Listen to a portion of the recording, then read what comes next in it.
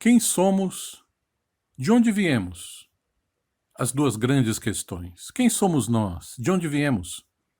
As tentativas de solução dos dois enigmas básicos da vida podem ser inseridas em duas correntes diametralmente opostas: a criacionista e a evolucionista. Os adeptos da primeira se valem de uma interpretação rígida das escrituras, enquanto que os da segunda se apoiam numa visão materialista de fenômenos exteriores. Fundamentalismo religioso de um lado, científico de outro.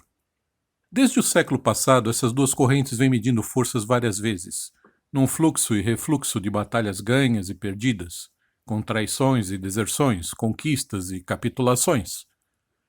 Nem bem os criacionistas tinham acabado de comemorar o desmoronamento da insustentável teoria da geração espontânea e as ideias de Darwin já começavam a ganhar o mundo. O que se seguiu daí foi uma sucessão de debates acalorados, provas e contraprovas e até processos judiciais. Qual das concepções seria a certa? O primeiro homem teria sido criado a partir do barro e a primeira mulher nascera de sua costela? Ou o casal primevo da humanidade teria surgido de uma dissidência símia? Barro ou macaco?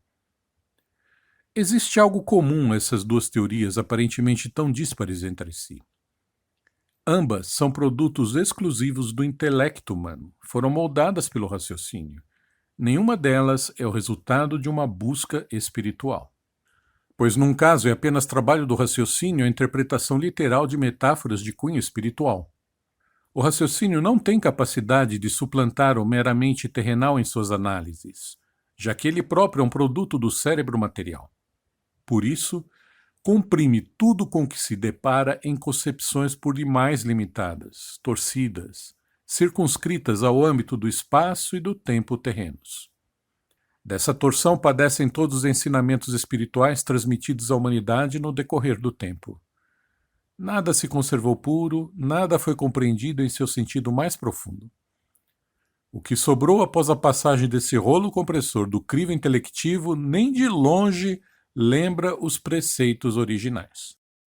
Do outro lado, a situação não é melhor, pois lá a veneração do ídolo raciocínio é condição prévia para um aspirante poder receber a patente de cientista, e é justamente um desses expoentes, prêmio Nobel por sinal, que nos assegura que, abre aspas, a vida surgiu por acaso quando num determinado momento alguns elementos químicos se combinaram e passaram a fazer cópias de si mesmos. Fecha aspas. Segundo essa concepção, os bilhões de seres humanos na Terra, as incontáveis espécies animais e vegetais, vírus e dinossauros, bactérias e baleias, todas as formas de vida que povoam o planeta ou que já passaram por aqui são o resultado da fortuita combinação de alguns elementos químicos, vindos, não se sabe de onde, ocorrido há 3 bilhões de anos, que, entediados que estavam em meio àquela insípida sopa primordial, acharam por bem começar a fazer cópias de si mesmos e deu no que deu. Em alguns planetas, como Marte, por exemplo, esses voluntariosos elementos químicos não quiseram se reproduzir. E é por isso que não vemos hoje nenhum cientista marciano tentando explicar como a vida surgiu. Uma explicação dessas para a origem da vida, capaz de arrancar uma justificada gargalhada de um camponês analfabeto, é o máximo que a ciência tem a oferecer como resultado do trabalho do raciocínio. Isso deveria constituir a prova de que o intelecto é completamente incapaz de fornecer respostas aos questionamentos espirituais do ser humano. A ciência é útil para explicar e catalogar fenômenos exclusivamente materiais, tendo de malograr fragorosamente quando se atreve a querer explicar coisas que estão acima dos estreitos limites terrenos. Nossa origem não remonta a um ser criado literalmente a partir do barro, simplesmente porque somos seres espirituais, provenientes do plano espiritual da criação. É para lá, portanto, que deve ser dirigida a busca. Porém, não com o cismar do raciocínio preso à terra, e sim com os atributos do próprio espírito. Por outro lado, o que se desenvolveu de um animal simiesco não foi o ser humano, que é um ente espiritual, mas apenas o seu corpo terreno, que nada mais é do que um invólucro, uma das vestimentas que lhe permite viver e atuar aqui na terra. É bem verdade que Darwin não afirmou que o homem descende do macaco, mas a teoria da evolução leva à acertada concepção de que o corpo humano, não o ser humano, evoluiu naturalmente de uma espécie semelhante ao macaco, a qual mais se aproximou da configuração humana. Esses animais existiram de fato há cerca de 3 milhões de anos.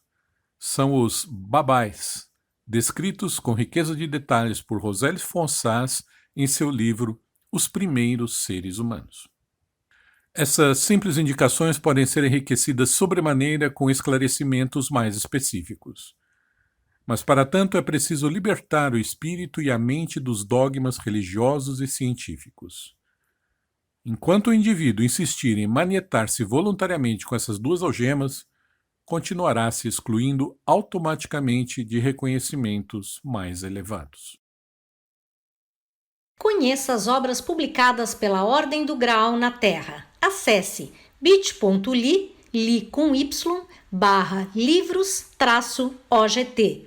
bit.ly, li com y, /livros-ogt.